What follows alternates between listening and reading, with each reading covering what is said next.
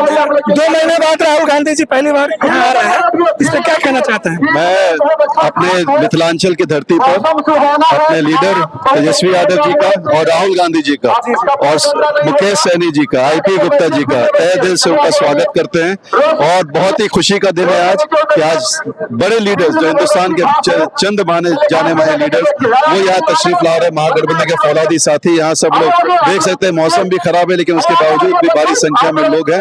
तो ये दर्शाता है कि कहीं ना कहीं बिहार एक बदलाव की तरफ बढ़ रहा है। एक बिहार संकेत दे रहा है कि एक नई सरकार हमें 14 नवंबर को जो बने एक नई सरकार बनने जा रही है और जो युवाओं के बारे में सोचती है, महिलाओं के बारे में सोचती है, गरीबों के बारे में, किसानों के बारे में सोचती है। तो मुझे पूरा भरोसा है कि एक बड़ी ताकत के साथ तेजस्वी प्रसाद यादव जी एक विकल्प के तौर पे बिहार में उतरे हैं और बड़ी मजबूती के साथ एक सरकार बनेगी। विपक्ष कह रही है कि मुस्लिमों को उनके जनसंख्या के अनुपात में टिकट नहीं दिया गया आरजेडी में भी। सुनिए इनको क्या तकलीफ हो रही है? अच्छा, इनको कौन सी समस्या? एनआरसी, ट्रिपल तलाक, लव जिहाद, SIR कौन लेकर के आया? इनको आज क्यों प्रॉब्लम हो रही है?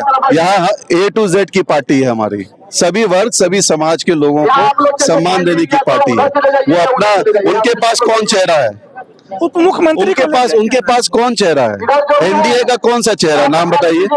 उनका महागठबंधन तो हमारा चेहरा है तेजस्वी यादव, उनका कौन चेहरा है? वो तो ऑलरेडी टूटी हुई है। उनका कौन सा जॉइंट मैनिफेस्टो अभी तक सारा कर रहे हैं कि नीतीश जी अगले बार मुख्यमंत्री नहीं रहेंगे? नहीं, निश्चित है, अचेत अवस्था में चले गए मुख्यमंत्री। उनको तो बीजेपी ने, चचा जो पलटू राम चचा है, उनको कैप्चर कर लिया है भारतीय जनता पार्टी ने और अब वो कैद हो चुके हैं। और नेक्स्ट टाइम वो भूल जाइए, नेक्स्ट टाइम तो चेहरा आने वाला, ऊपर देख ली तस्वीर, तेजस्वी यादव जी मुख्यमंत्री बनने जा रहे हैं। तेजस्वी जी का घोषणा पत्र आया है, तो उसमें एक पॉइंट अगर उठाना चाहे जो आपको सबसे ज्यादा पसंद हो। देखिए, सबसे बड़ी बात है युवा, जो सबसे आज बेरोजगारी सबसे चरम सीमा पर है बिहार के अंदर, 60% ज्यादा बेरोजगार है युवा। यहाँ चाहिए नौकरी। यहाँ सबसे बड़ी चीज उन्होंने जो ऐलान किया, 20 महीने के अंदर उनको मौका मिलेगा तो हर घर में जहाँ सरकारी नौकरी नहीं, वो सरकारी नौकरी देने का काम तेजस्वी जी देने का काम करेंगे। 5 लाख नौकरी तेजस्वी जी देने का काम किए। ये कोई मामूली घटना नहीं है। इससे पहले नौकरी के बारे में कौन कहता था? और एक चीज और बताइए, हिंदुस्तान के अंदर फैक्ट्री कहाँ खुलती है, इंडस्ट्री कहाँ खुलती है?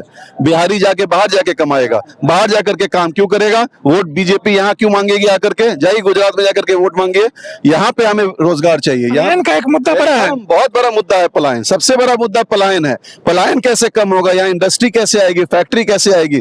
20 साल तो देख लिया किसी को, क्या किया उन्होंने? कौन सा एक फैक्ट्री या निवेश लेकर के आए? वो कुछ नहीं किया उन्होंने। वो आपके जो लालू जी के जो पहले थे, नीतीश जी के पहले जो शासन रहा है उनका, लालू जी का, तो उस पर भी आज का शासन की बात कीजिएगा ना।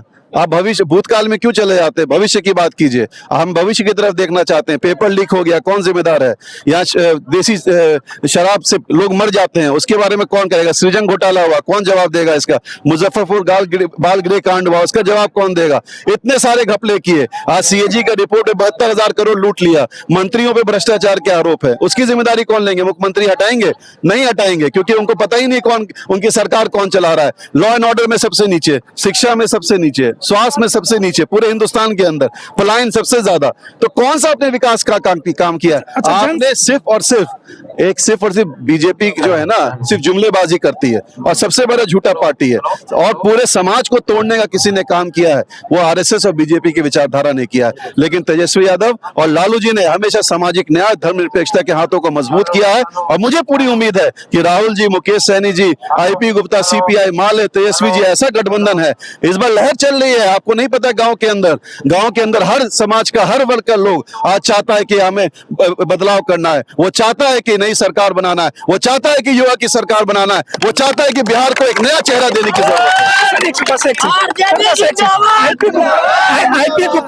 IP गुप्ता, मुकेश सहनी और जो नेता आए हैं, तो इससे क्या लगता है कि जो RJD और कांग्रेस का जो मेन RJD का कहा जाता है कि माई का समीकरण बनता है, मैंने तो उससे बाहर कितना जा पाए? A to Z है। हर समाज, हर वर्ग को हमने टिकट देने का काम किया। हर समाज, हर वर्ग आज लड़ने का काम कर रहा है। क्यों? क्योंकि वो चाहता है कि विकल्प हो, वो चाहता है कि जन स्वराज के आने से कितना आप लोग का काम? वो अपनी पार्टी है, स्वतंत्र है, अपनी पार्टी लेके लड़ रहे हैं, लड़ने दीजिए। हम अपनी मजबूती से महागठबंधन चुनाव लड़ रहे हैं। धन्यवाद।